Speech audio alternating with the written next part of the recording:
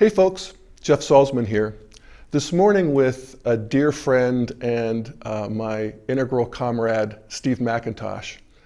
And Steve has gained a good bit of prominence in the integral and evolutionary worlds as a scholar, a writer, a thinker, a commentator. And I'm really pleased to be with him this morning to speak about your new book, Evolution's Purpose. So let's just start there, Steve, with the very title, Evolution's Purpose, and start with the word evolution, which is a very big word and somewhat loaded in our culture, part of the culture wars, and yet just a pillar, a basic foundation of our scientific understanding of the cosmos, of biology, and according to your thesis, much, much more than that. So how would you describe this word for us in a way that we're going to use it in this conversation? Well, thank you, Jeff. It's a pleasure to be here with you. I think evolution is probably the greatest scientific discovery of all time, but it's so significant that it's much bigger than a piece of theoretical science. It's the creation story of our age, and it can't help but define who we are and affect society on numerous levels in all kinds of symbolic ways. And so I define evolution as more than the descent with modification of biological species, as some people think of it. Really, in the last several decades, science has come to show that everything in the universe is subject to evolution. So the one-sentence definition is the universe's ceaseless process of becoming. That's what evolution is. For 13.7 billion years since the Big Bang, we've gone from the scattered hydrogen debris of the Big Bang to our present global civilization. And yeah, there's obviously something going on here. There's something going on. And so the new picture of evolution, which forms the foundation of my new book, Evolution's Purpose, is the three large domains, right? The evolution of matter, cosmological evolution from the Big Bang. The next domain of evolution is the evolution of life. The emergence of life is, in a sense, a kind of a second Big Bang. It inaugurates a new domain of reality in which a new kind of evolution occurs. And then what we're coming to realize now, especially through integral philosophy, is that there's a third domain of evolution, which is real evolution, because it uses the accomplishments of these previous domains of cosmological and biological evolution. And this is what we might call psychosocial evolution, the evolution of consciousness and culture.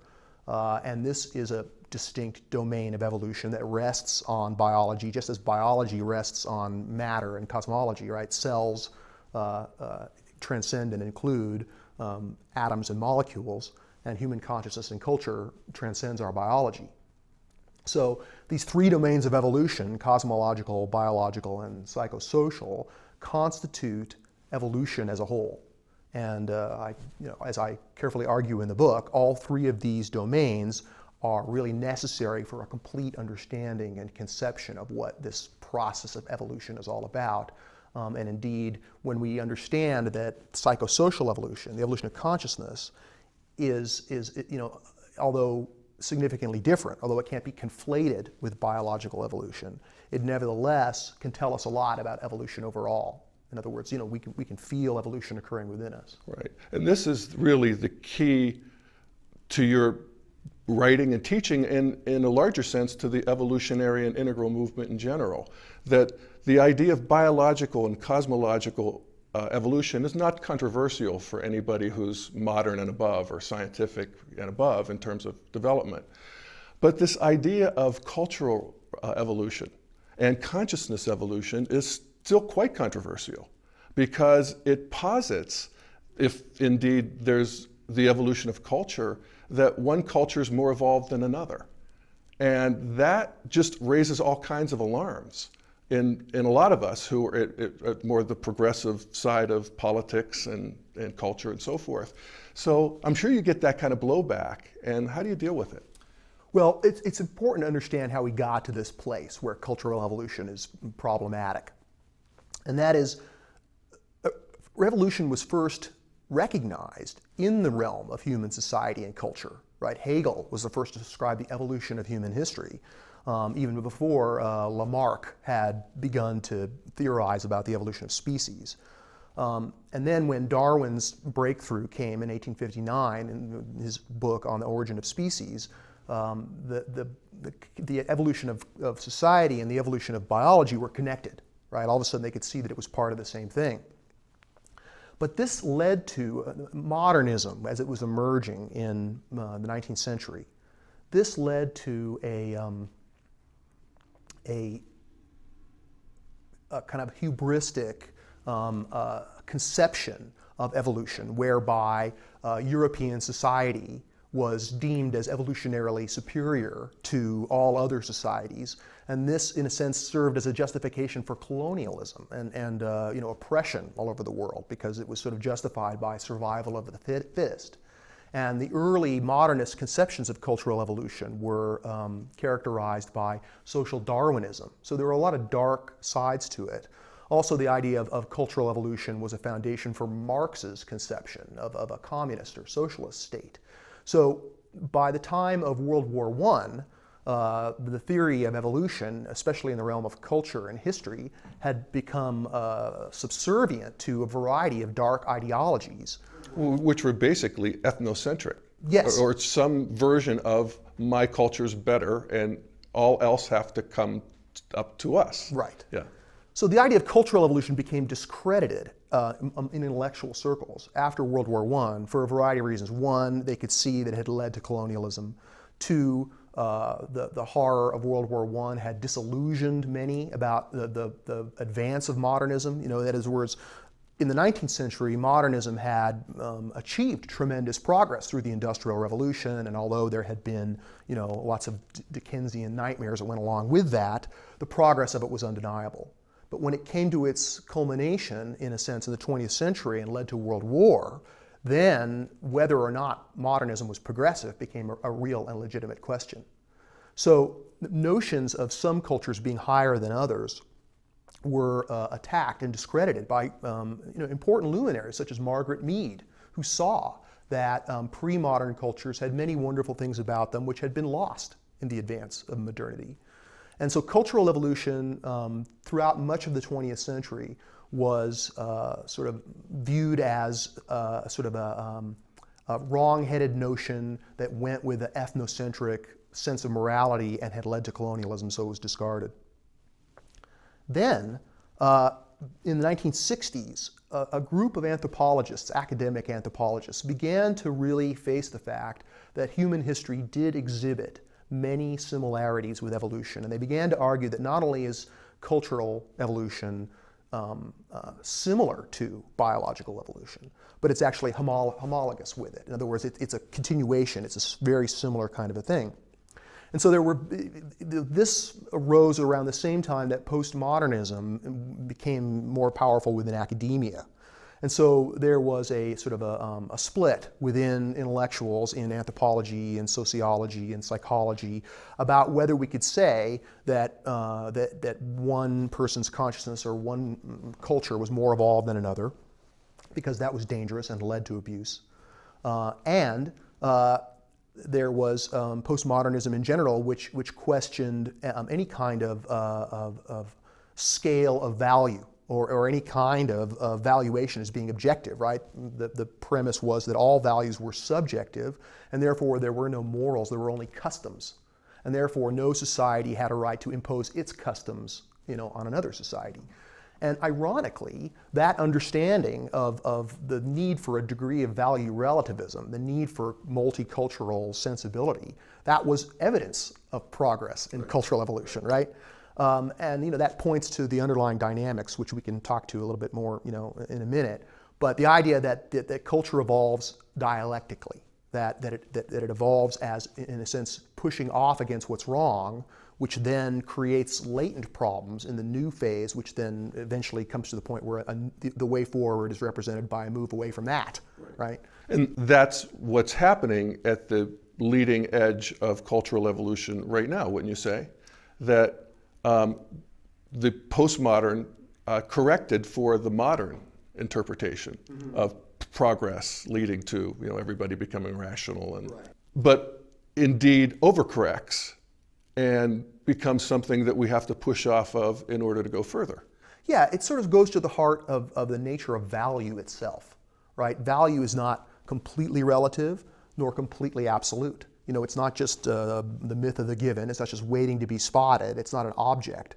But it's not completely subjective either, because it has qualities that draw evolution to it.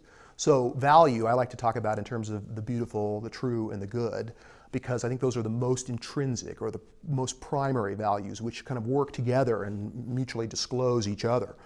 So culture is about, the evolution of culture doesn't occur inexorably or automatically through random mutation like biological evolution. It occurs because people are trying to make the world a better place. And so it's through actual selection rather than natural selection that culture moves forward, because since the beginning, humans have been trying to improve their conditions.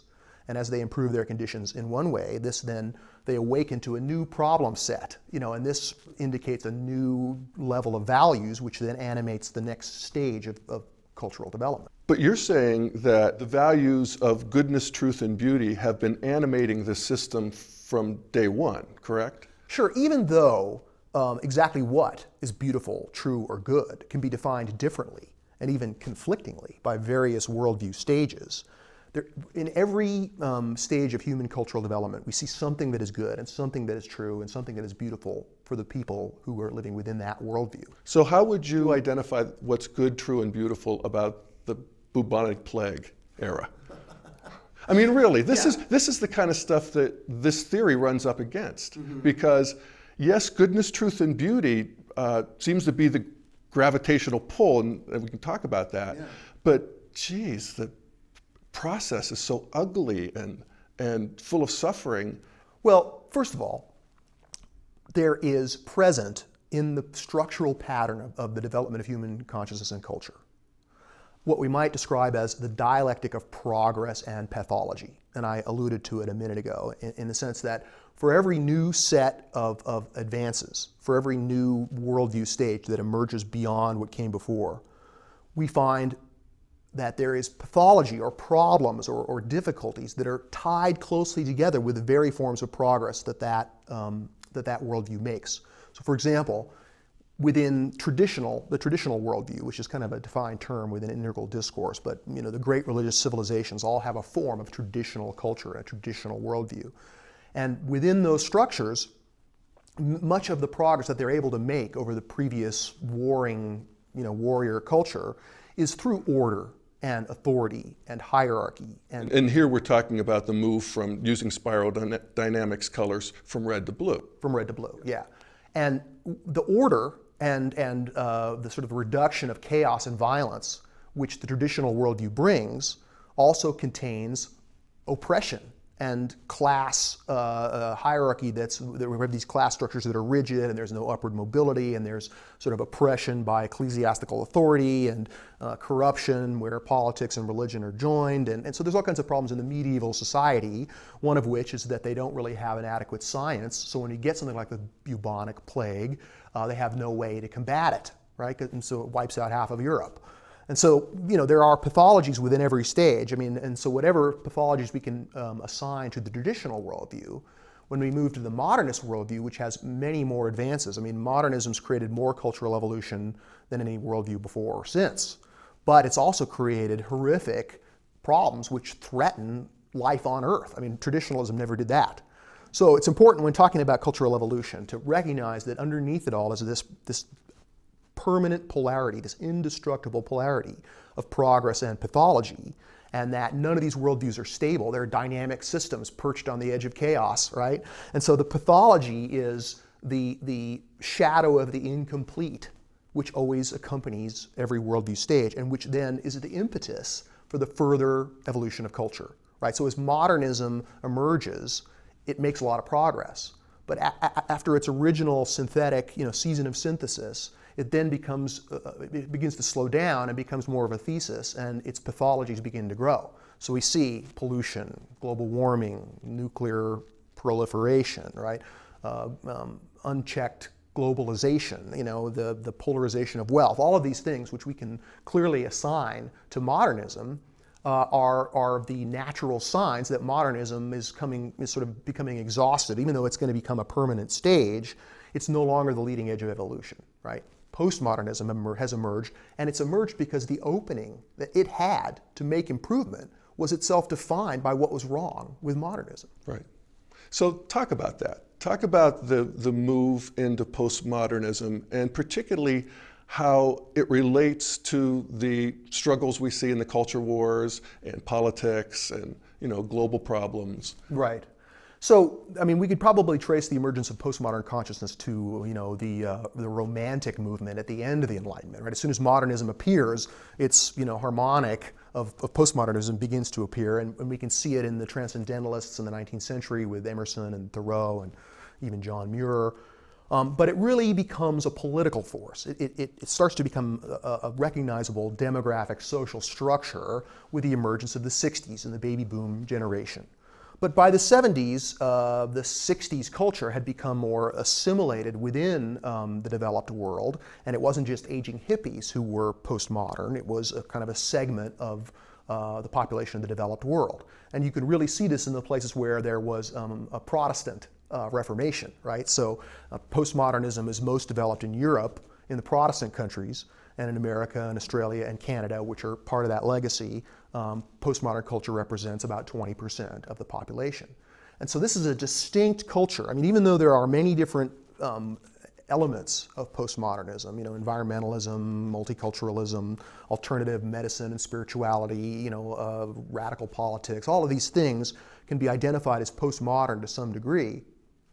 But what makes this a coherent worldview, what allows us to identify postmodernism is as a historically significant stage of cultural development that can be compared to modernism and traditionalism that came before it, is that postmodernists are generally united by their agreement about the pathologies of modernism, right? Practically all forms of postmodernism are anti-modernist in some way or another. And this, of course, allows them to not be sort of duped by corporate globalization. It allows them to push back and to, you know, occupy Wall Street and to, you know, protest against unchecked modernism, whose values are partial and who, you know, that is certainly not the end of history. We can't rely on modernism to make the world a better place all by itself. So postmodernism emerges as a cultural structure, and again, the very gains that it makes, the gains that the postmodern culture is able to make in terms of moderating modernism and improving the morality of modernism, tied to that is the pathology, the shadow of pathology, that part of this dialectic of progress and pathology, whereby the anti-modernism that is so endemic within postmodern culture causes them to reject the achievements of our civilization. Right? There's a sort of bumper sticker around Boulder, visualize industrial collapse. Right. You know, and that may be funny, but it's actually kind of, you know, sad because, of course, if there was industrial collapse, it would be the most horrific suffering the world has ever seen. So why anybody would want that is clearly naive at best and malicious at worst. Right. You know, postmodernism doesn't have to take responsibility for that pathology, at least not yet, because it has been, you know, it has enjoyed this role within the society of the developed world as the naysayers and the rejectionists and those who are suspicious and those who call for modernism to be more moral in all the ways that indeed it must. Yeah, and in many ways it cleanses and purifies the pathologies of modernism. Well, at least it serves to do that as a continuous sort of trying to rinse the glass, you know. And so then after postmodernism, one would think if this evolutionary process continues, there's a new stage that's what we're about, developing. Right? The postmodern, if you'll pardon the term. And what animates this trying to move beyond the stance of antithesis, the stance of anti-modernism, into a more synthetic worldview that can better harmonize the achievements of traditionalism, modernism, and postmodernism, part of that comes from our recognition that there are many important things about postmodernism, like its championing of the environment, and its stance against climate change and global warming, and its embrace of spirituality, you know, kind of a reclaiming of spirituality at a you know, beyond a mythic level, beyond a traditional level. These are all very important elements that need to be better integrated into the society. Progressive spirituality needs to do a better job of leading the society, right? The people who are advocates for us to do something about global warming need to show better leadership in the society. These problems are too urgent.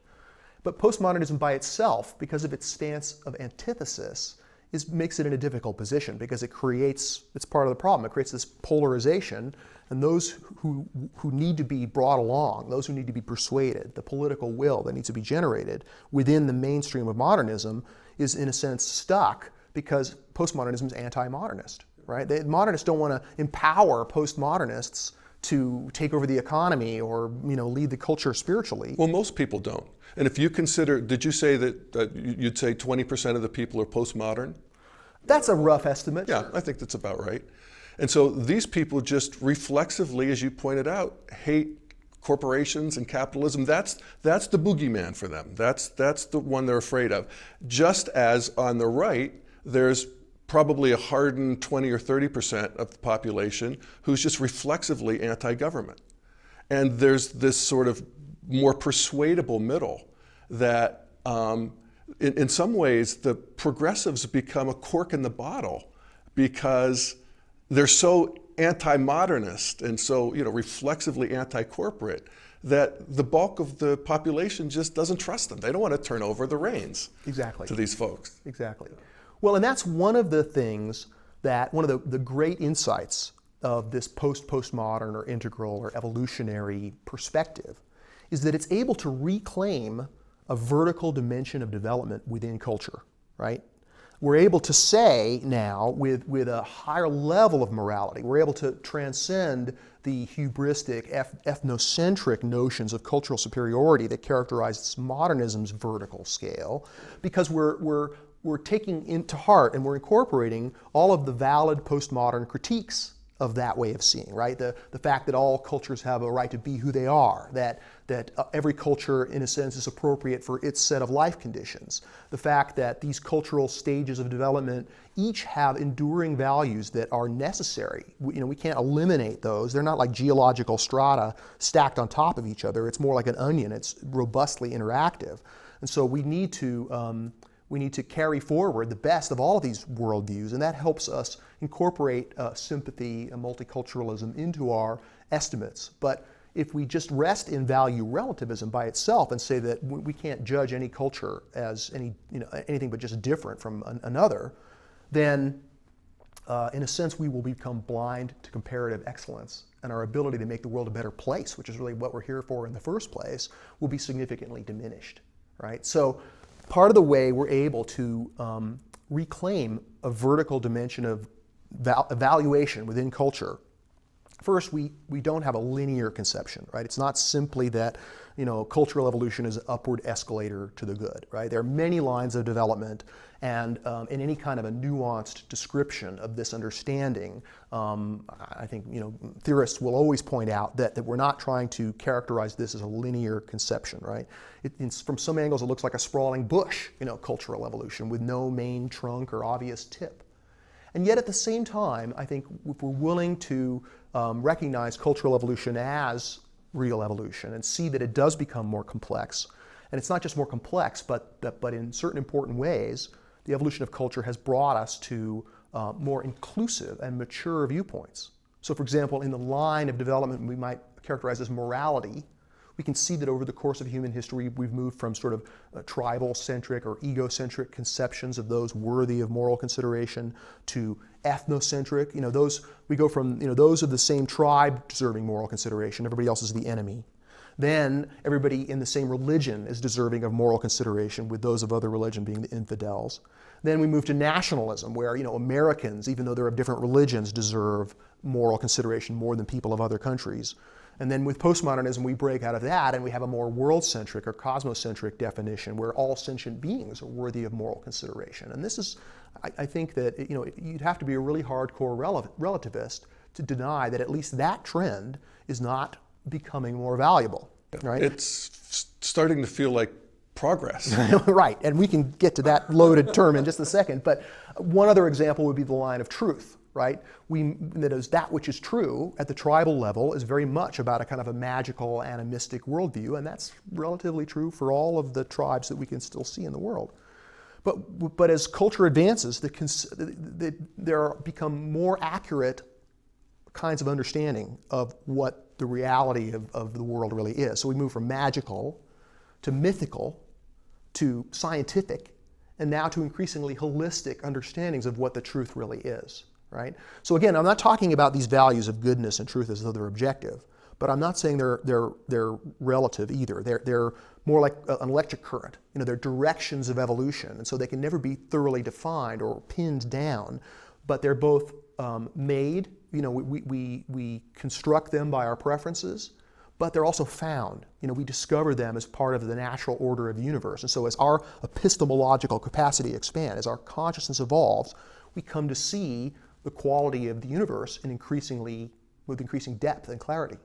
And through that increasing depth and clarity that this post-postmodern perspective gives us, we can begin to recognize that cultural evolution is how the world is becoming better, even in the face of the pathologies that accompany the progress. And then this is indeed, humans have been trying to improve their conditions. And their conditions have been improving, but every time they improve their conditions, they get a new set of problems, which forces them to continue to improve conditions. And this is part of the beauty of evolution. Well, it's built in from the ground up. I mean, if we look at natural selection itself, it's organisms in the grass fighting each other, contesting for resources, and the fittest surviving. Mm-hmm. And so that contention and conflict, indeed, is just built into the system, isn't it? Well, I think that's an important point, because there have been because evolution was originally or continues to be characterized as the survival of the fittest, and nature red and tooth and claw, and the sort of the competition is what drives it. And so there have been a cadre of biologists and others who've tried to say, well, no, evolution is more about cooperation. Biological evolution has implemented cooperation through symbiosis and other evolutionary techniques. So it's competition and cooperation, and we can't just characterize it as strictly competitive. And I think that's important because it's getting at a kind of a much deeper philosophical principle that helps us understand evolution across the board. And that is that evolution is its structure and its function and its motion and its order are all, in a sense, governed by the presence of these indestructible polarities, right? And when I say indestructible, they're permanently there. So, for example, competition and cooperation. And sometimes people confuse an indestructible polarity with more like a problem to be solved, right? So if you have the polarity of competition and cooperation, and you've had too much competition and it's led to pathologies, the natural tendency is to say competition bad, cooperation good. And you can see that discourse going on within postmodernism quite a bit. But what we know through this evolutionary understanding is that if you have an indestructible polarity like this, anytime you privilege one side of the polarity to the exclusion of the other, pathology follows. And that's kind of, in a sense, what explains the pathology, the progress, the dialectic of progress and pathology that we see throughout the process of cultural evolution. But let me explain where these polarities come from. I think that if we can understand the universe as, in a sense, the universe that we live in, the evolving universe of time and space, had a distinct and dramatic beginning 13.7 billion years ago. And it wasn't just the beginning of matter and energy, it was also the beginning of time and space. And time itself begins 13.7 billion years ago, right? So that's sort of hard to get your mind around because, we have finite minds. And so thinking of things beyond the finite, we end up in a paradoxical, difficult to understand. But I think through a spiritually informed philosophy, we can begin to understand that, quote, before the Big Bang, the universe in a sense was infinite and eternal, and it just was in a state of existential perfection. And that the beginning of time creates, in a sense, a natural polarity between the infinite and the finite.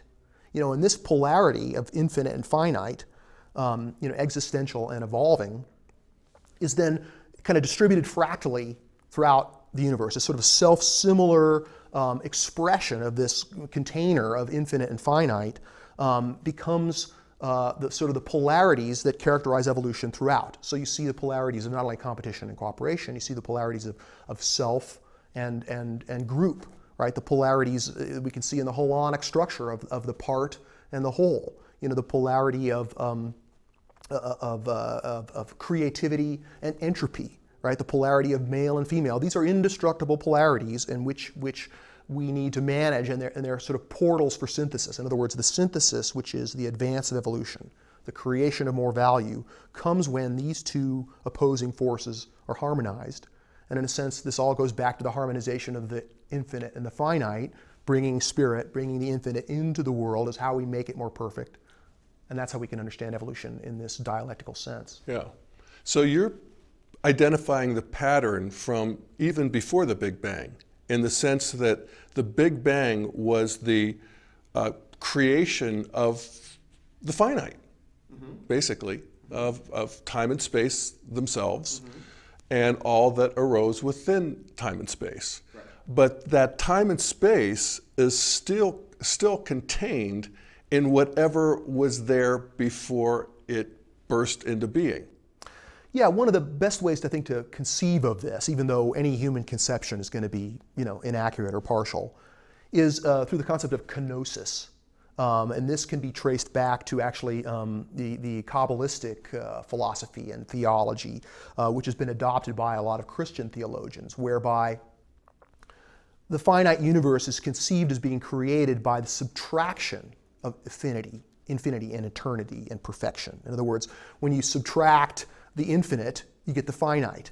That's what's left. And so, in a sense, by removing perfection from a part of the universe, which is still kind of encompassed and contained and upheld by this existential form that we recognize as prevailing before the beginning of the Big Bang, we can see that that in a sense perfection has been removed, and our job through the evolution of consciousness and the sort of a grand scheme of evolution in the universe is to gradually co-create the universe by choosing that which is more beautiful, that which is more true, and that which is more good, successively by stages, not only here on Earth, but if you allow for a conception of an afterlife, which most forms of spirituality do, then we can recognize that this growth toward perfection, this sort of hunger for the beautiful, the true, and the good, is something that pervades the universe and is really, in a sense, the purpose of evolution overall. I mean, so in the book, in Evolution's Purpose,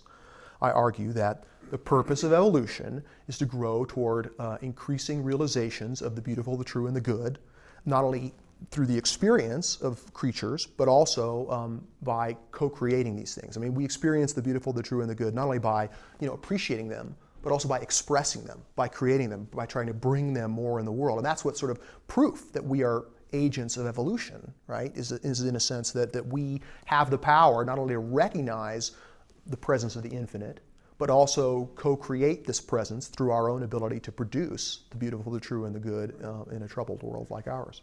And we do it by being conscious and working with the polarities of perfection and imperfection themselves. Well, that's kind of the top-level philosophical understanding, which then cascades down to practical levels where you can use it as a principle to recognize how you can, whatever work you're doing in the world, if you understand that the purpose of being in the world for every human is to be an agent of evolution, and that we become more evolved in our consciousness, and we make the world more evolved as we bring beauty, truth, and goodness into the world, right? And all related sub-values. I use these terms as a sort of a rubric for value, but Alfred North Whitehead, the great philosopher, actually defined evolution as an increase in the ability to experience what is intrinsically valuable. And so that sort of is a consciousness-centric definition of evolution. Evolution is? It's an increase in the ability to experience what's intrinsically valuable. So, and that's what's happening in biological evolution, right? That is through the increasing complexity of biological organisms, their consciousness becomes more complex. And so that which defines biological well-being, gradually grows so that, for example, care of offspring, or a certain amount of pleasure and relaxation are emergent forms of value. I mean, originally life has the value, the intrinsic value that life is seeking is surviving and reproducing, right? But what it means to survive and reproduce becomes more complex as biology evolves. Then we have, the third Big Bang, right? The emergence of human consciousness with a degree of freedom that can recognize values to a much higher degree. I mean, animals can recognize values, but humans can recognize them at a whole new level. And it's because we have that freedom to see and create values that we can evolve our culture, right? Our culture evolves in a way that transcends our biology primarily, as I argue carefully in the book, primarily because of our ability to recognize continuous stages of values development, right? Each stage of development is like an octave of beauty, truth, and goodness. And so, it's by these value sets that we make progress. Indeed, humans have most dramatically improved their conditions by improving their definition of what counts as improvement. Right? So unpack that one. Say that again. So in other words, if what counts as improvement, for example, in the traditional worldview, is filling out your station in the society. If you're a serf, you want to be a good serf, right? And there isn't really a conception of improvement. It's just sort of this timeless agrarian society where things are fixed, right? But then the emergence of modernism redefines what improvement is about. It defines improvement as a meritocratical system where careers are open to talent and where people can achieve status and material, and their standard of material living can go way up. And so we have this opportunities for improvement that were never envisioned by people in a traditional worldview. So we improved our concept of improvement, even though it was still incomplete, and we now look back on a modernist conception of what the good life is, and we can see that it's materialistic or shallow or egotistical, or we can kind of condemn it. But it certainly was an improvement over traditional. And one of the justifications of that is that the pre-modern majority of the world's population is striving for modernism, right? That's what they want, because it's not just that they're duped by consumerism or false advertising. They want a higher standard of living, and they want more freedom in their political expression, and those are real improvements. And so we define, those improvements came because modernism defined those as what was possible. Right now, postmodernism defines, we improved modernism's definition of improvement, right? Postmodernism's definition of how we can improve the society. We can make it more sustainable. We can make it more fair. We can make it, less polarized in terms of wealth. Where everyone is included. Right. We can make it more spiritual. These are improvements in the definition of improvement. And now, through this integral perspective, we can begin to say yes to, all of the great achievements of postmodernism, all of the important evolutionary strides that it has made, while we also say, we're not going to be trapped into this this polar blindness where we see modernism bad, postmodernism good. We're going to recognize that postmodernism depends on modernism, just as in a sense modernism depends on the degree of stable structures of traditionalism to keep people honest and to have them be decent and to inculcate the value of fair play, which modernism doesn't work if there's not enough public virtue, as Jefferson called it. And so this is why I think that this integral perspective promises to achieve progress in unprecedented ways, in ways that previous worldviews were not able to achieve progress, because our definition of progress is more robust. We don't define progress as though we have this conception of humanity as there's, humanity as a whole and there's one leading edge of development. We can recognize that humanity's current state of development is spread out over the last 5,000 years of history. And so there are some places where progress is defined by movement from, pre-traditional into traditional worldviews. And in other parts of the world, progress is from traditionalism to modernism. Here in the developed world, it's from modernism to postmodernism, and within postmodern circles, we're now beginning to see a new direction, a new dawning of a new octave of beauty, truth, and goodness, which is more inclusive and therefore more evolved than any stage that's come before. And you also trace that development through the individual human being. So we can locate those structures within ourselves and also see our own leading edge of our own individual development and participate in that in a new way. That's one of the markers of this postmodern or integral view, correct? Sure. As I argue in the book, the evolution of consciousness is real evolution. And some might dispute that. They might say, okay, well, we're willing to admit that cultures evolve, but the evolution is a multi-generational unfolding. And if we're, for example, if we look at biological evolution, we don't recognize one individual organism as evolving, right? It's almost multi-generational changes in the species that counts as real evolution. And so when we look at the evolution of consciousness and culture, one may argue that cultures evolve, but individuals, within the consciousness of individuals just develops more or less within their relative culture. And so the argument that is against that, and which makes the claim that the evolution of human consciousness is real, authentic evolution, is that we see a recapitulation of human history within the development of each individual person, right? And these are sort of one of the main discoveries or claims of developmental psychology, which can be traced back to James Mark Baldwin, but can really be most clearly identified with the work of Jean Piaget, who was able to identify stages of development in children. And then developmental psychology as a field of academic study has continued to expand that and now recognizes that stages of development often occur in adulthood as well. Although people can become arrested at a particular stage of development, individual consciousness does develop, and for some, it continues to develop throughout their life. And what we notice about these stages of psychological development is there's a loose, rough recapitulation between the development of the stages in the individual and the development of the stages within history as a whole. And in a sense that is obvious in the sense that consciousness and culture evolve together, right? Culture doesn't evolve by itself, it evolves because people are trying to make their world a better place.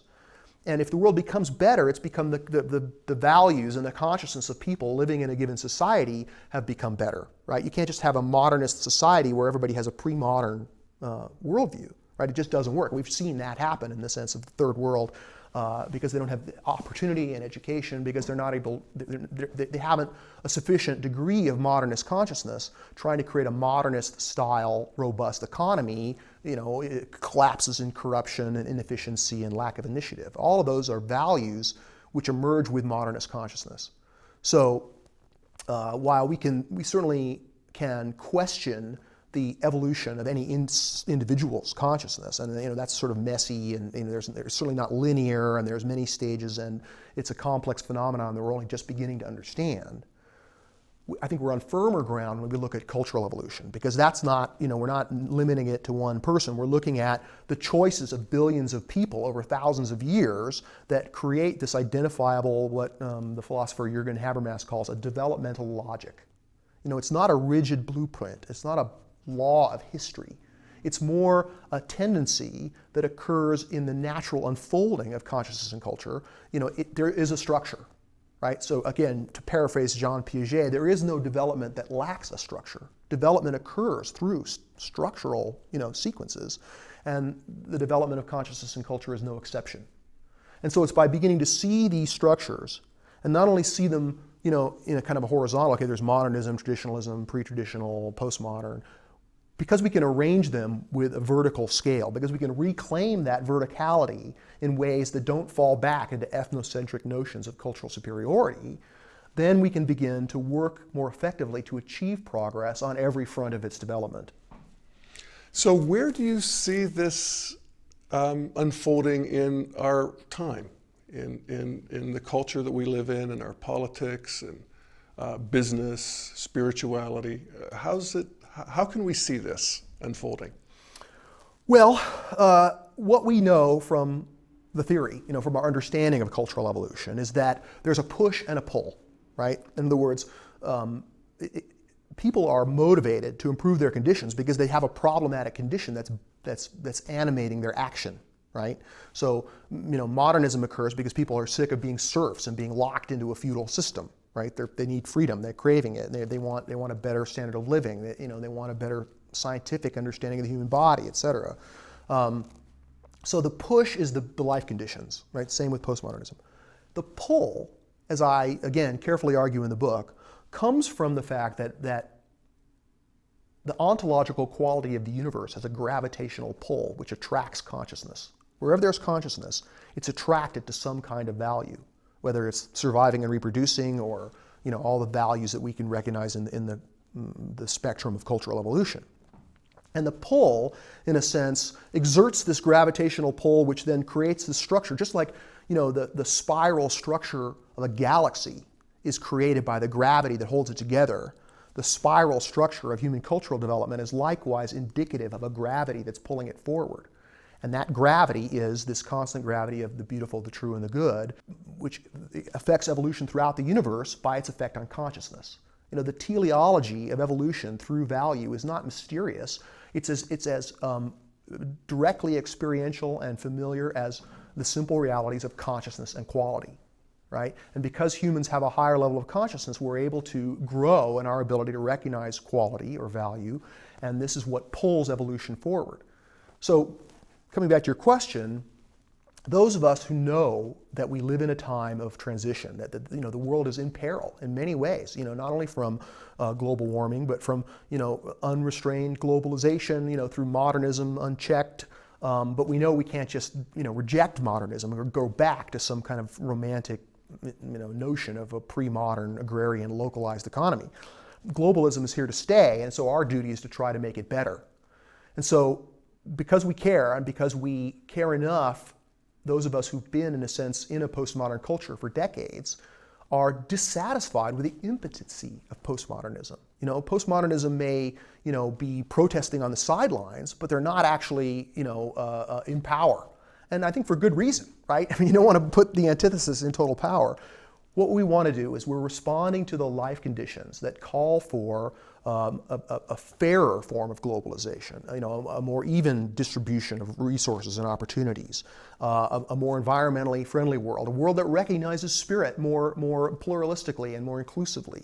These are all very laudable goals, and they begin with postmodernism, but postmodernism can't take it all the way. They can't, the postmodern culture as it currently exists is not able to achieve the laudable goals that it sets out for itself. And so in order to achieve those goals, we have to move beyond postmodernism itself, even while we include it, right? That's evolution's dialectical technique in a nutshell, is transcendence and inclusion. And we're coming to see that the degree of our transcendence is really, in a sense, measured by the scope of our inclusion. And that's our opportunity, is to better include the entire spectrum of values and use them all in a new worldview that can, understand what progress is more thoroughly and achieve it more effectively. And so I notice, as I'm hearing you talk, that there's a little thrill sensation arising in my body and in my psyche, because to see this values gravity towards goodness, truth, and beauty just built into the system, and to see how it's been unfolding not only in the culture at large, but also in my own life and in history and in the whole history of the cosmos, it's starting to feel like there's not only an intelligence behind it, but also a love, or there's also a loving intelligence or a personality at work here. And I wonder how this view can actually provide the basis of a deep spiritual life and practice that is postmodern, that is post-mythic, that actually where the scientific truth of evolution can be the basis for an authentic spiritual path. Yes, indeed. I mean, and thanks for bringing that up. One of the most interesting and compelling aspects of this emergent worldview, the evolutionary worldview that we're talking about, is its expanded conception or practice of spirituality, evolutionary spirituality. I wouldn't characterize it as a new religion or a specific belief system. Evolutionary spirituality encompasses a whole variety of what we might call lines of development from different spiritual traditions. So there's a Jewish or Christian or Buddhist or Advaitin line of development which grows into and takes form within evolutionary spirituality. And all these, there's still pluralism, right? We're still using the important evolutionary achievement of spiritual pluralism that was achieved by postmodernism. And spiritual pluralism in postmodernism is basically what we see in postmodernism, which we try meditation and we do yoga and we really bring all of the spiritual traditions back into the scene with a little bit of chaos. Sure. And not, and so... And because there's sort of anything goes, right? Because the beauty is that we're able to bring in all spiritual paths and recognize the important spirituality of shamanism and pre-traditional spirituality and the wisdom of the Eastern traditions and, the more contemplative aspects of the Western traditions. These are all sort of welcome within the milieu of progressive spirituality, And so integral takes that a step further and, in a sense, organizes. Right. Let me go back. I mean, for me, the central scripture if you will, of evolutionary spirituality is the story of evolution itself. This doesn't replace other forms of spirituality. It's not a kind of a belief system unto itself. It's more of a supplement to all the various forms of spirituality that find a welcome home within the pluralistic setting of evolutionary spirituality. But evolutionary spirituality, one of the ways that it makes progress over the culture of progressive spirituality is that evolution itself becomes a way to define comparative excellence within various forms of spirituality. Right? In other words, we can then begin to say what's true, I don't want to say objectively, but what's true, what's kind of rationally, scientifically, discoverably, and in to some respects objectively true about the story of evolution. Evolution, again, I said at the beginning, and it's the greatest scientific discovery of all time, but also, modern historical scholarship also adds to it, because evolution is not just a scientific story, it's also a cultural story of human history, which is, the most important factor right now. And there's so much truth in this new understanding of the universe as a 13 billion year story, a trajectory, that part of that truth, is scientific fact, and part of that truth is spiritual truth. Evolution, as we're now coming to understand it, is itself a revelation of spiritual truth. For example, the truth of the purpose of evolution, which is to grow toward the beautiful, the true, and the good. The recognition that the presence of the infinite is coming through us, right? We bring value into the world because value, beauty, truth, and goodness have a subjective pole and an objective pole. They're not just waiting to be spotted, but they're not totally subjective either. They're subject and object together, and that is emerging in the process of seeing and being seen. So we're like the portal that brings the infinite through into the finite. Human consciousness, because of its recognition of these elements of infinity, the beauty, the true, and the good, as that light shines into the phenomenal world, the finite world, we see it as these values. And as our consciousness evolves, as the opening widens, we are able to see the presence of the infinite with increasing depth and clarity. And this, in a sense, is sort of the new truth of evolutionary spirituality that's revealed by our understanding of evolution itself. Wow. So cool. Yeah. In other words, beauty, truth, and goodness, again, we can't try to define them. If people are saying, well, what do you mean by beauty, truth, and goodness? You keep saying that. What are these values? And again, they're directions of evolution, right? They're forms of unity. They're forms of perfection. Goodness itself is, in a sense, a synthesis of all these polarities. All of these, goodness is a dynamic system, and we're moving toward goodness by harmonizing all of these polarities, by harmonizing self and other, by harmonizing competition and cooperation, by harmonizing part and whole, by harmonizing creativity and entropy. All of the indestructible polarities that make up reality are portals or openings through which evolution can be achieved. And so goodness itself as a direction of improvement is, in a sense, defined by the harmonization of these two things, right? And truth and beauty, in a sense, are parts of goodness.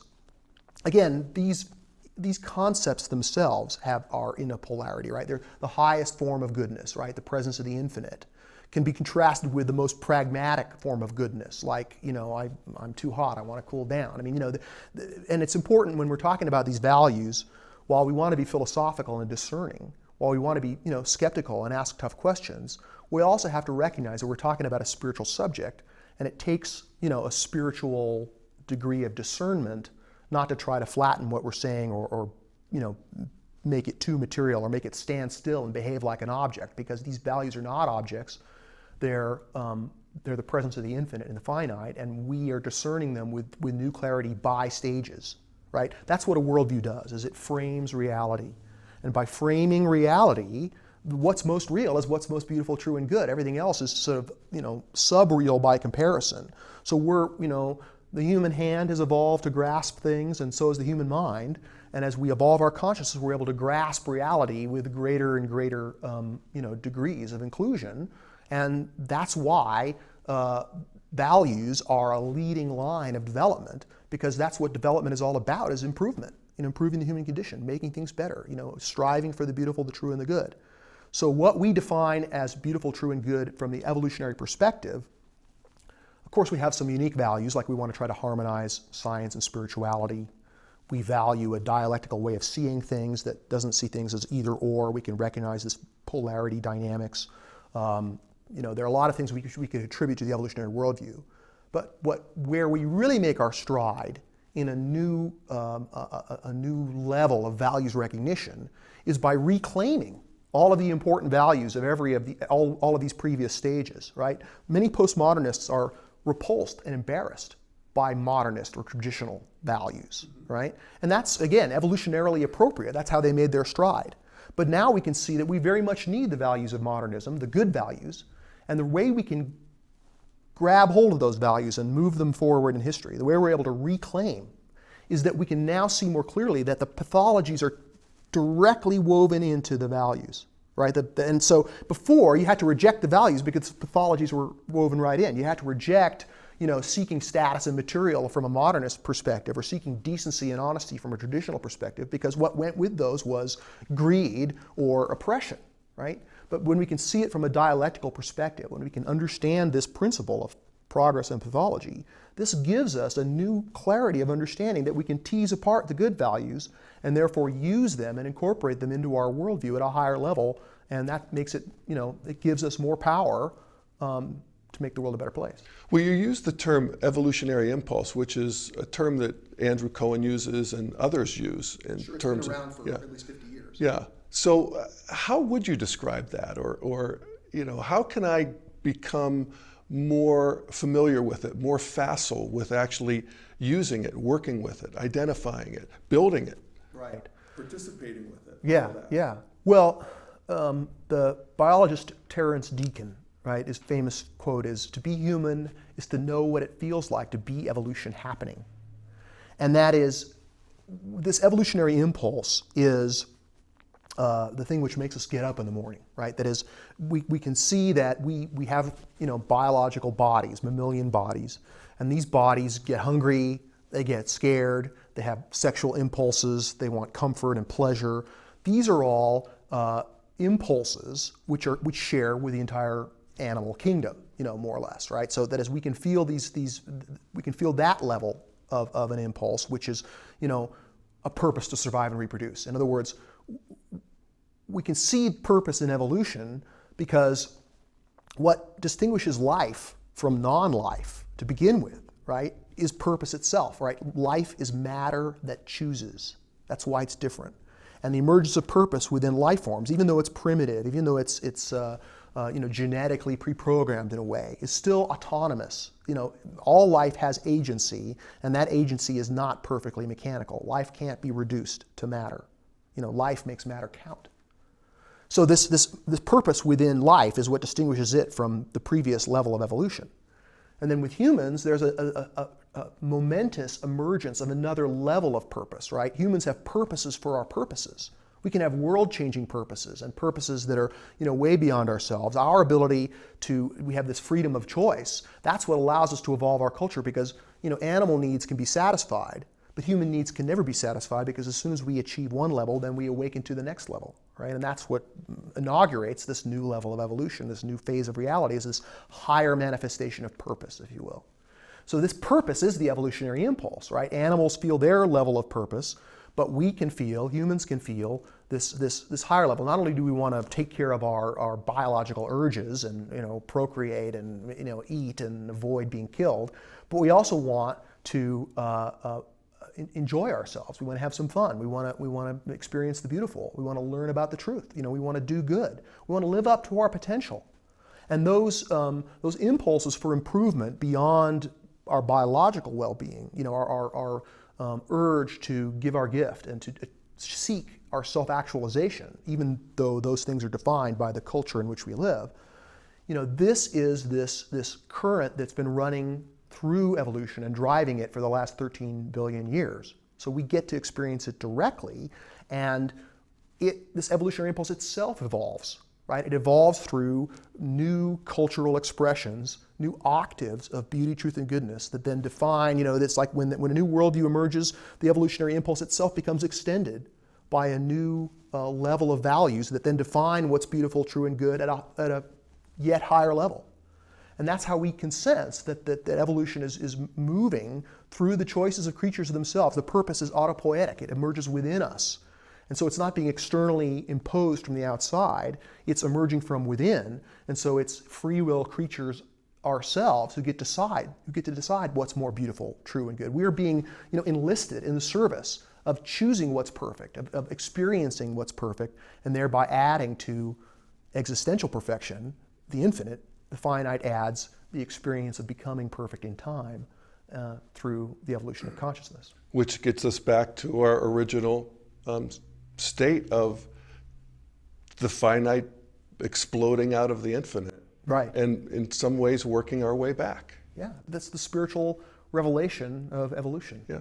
Well, it's a beautiful story. It's a beautiful, inspiring path in a way. And so I really appreciate your great contribution and your great work and how you lay it all out so beautifully in Evolution's Purpose. And good luck with that book.